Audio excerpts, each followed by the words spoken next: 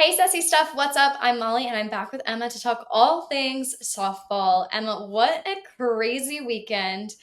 I was there. I watched the Texas Clemson game. So many things happened, but let's do a quick rundown of all the things that happened in the SEC softball this weekend. Well, it's so exciting. We're past super regionals now. People are going to Oklahoma City to see who will be the national champion of softball. Five of the eight teams are from the SEC. That's over 60% of the fields, meaning we are the most dominant conference. This is also the first year, obviously, with Oklahoma and Texas. They put us over the edge, getting us tied for the most teams in a conference to go to Oklahoma City.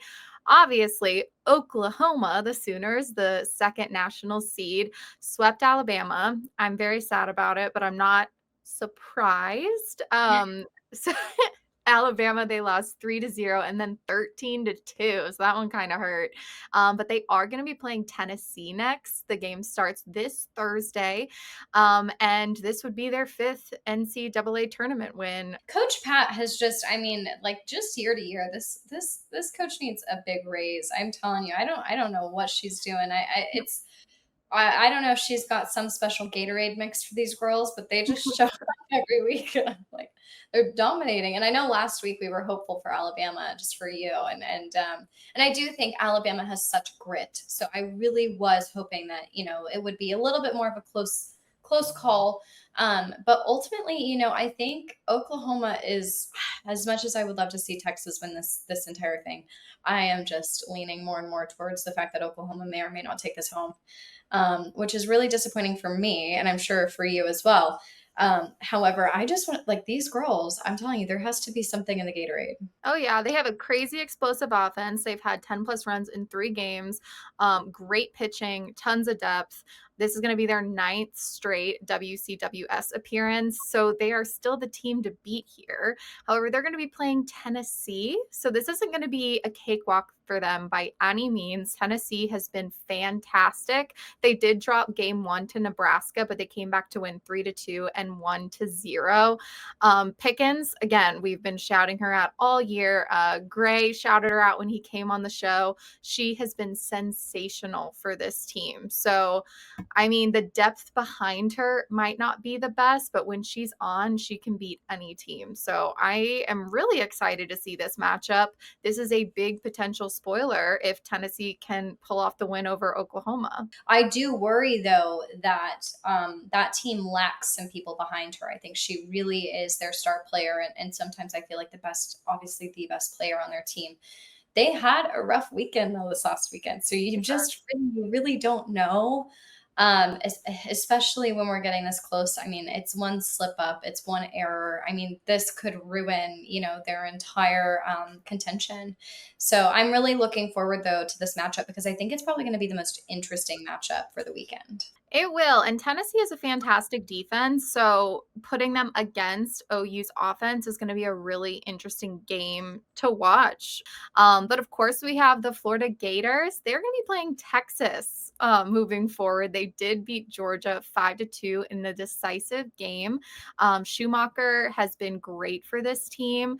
She had 2-run home runs sealed at super regionals. They have grit, experience in tournaments like this. They have amazing hitters. So they are a strong contender. People are saying they're likely to beat Texas. How do you feel about I think those people are wrong, personally.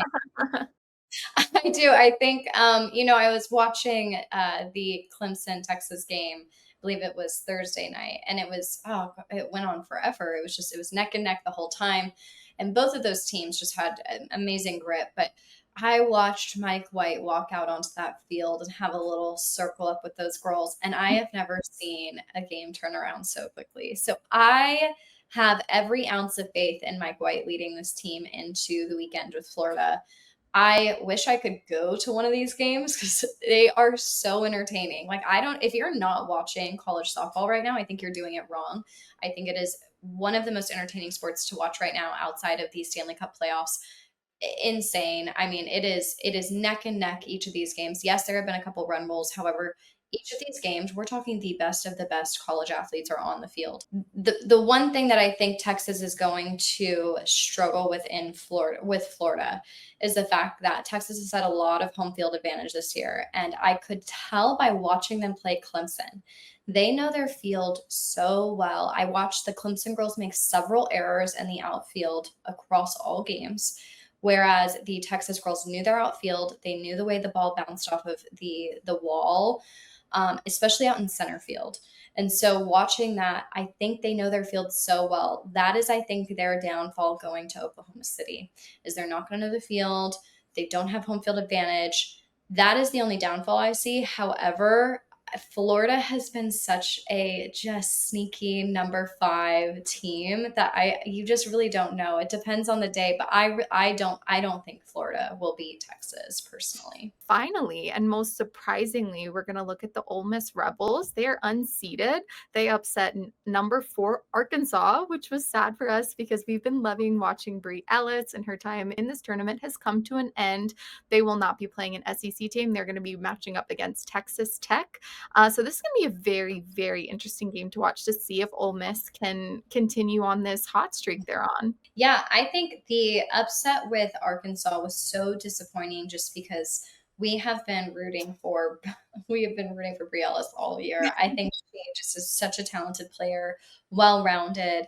And I think Arkansas, like all of their other sports, has been a ninja-like team where they just kind of show up and start upsetting people. And I feel like they were the underdog in this year's SEC competition here. So I think it's really disappointing to see that they were upset. I watched that upset. It was upsetting for me as well. I'm not even an Arkansas fan. I'm a Brie Ellis fan.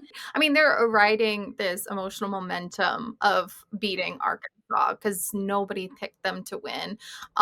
They really were great at bat. They had 16 runs in 2 wins. So this team has the momentum here.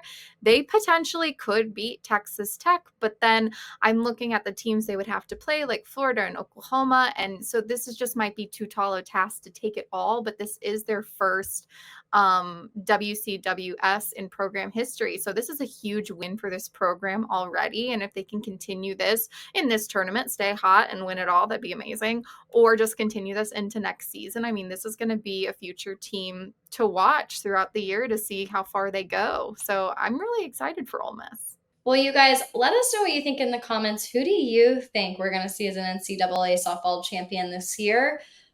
Let's have a vote. I'm down for all of the Rebel comments today. Follow us on social media and come back next week for all things SEC softball. We'll see you next time.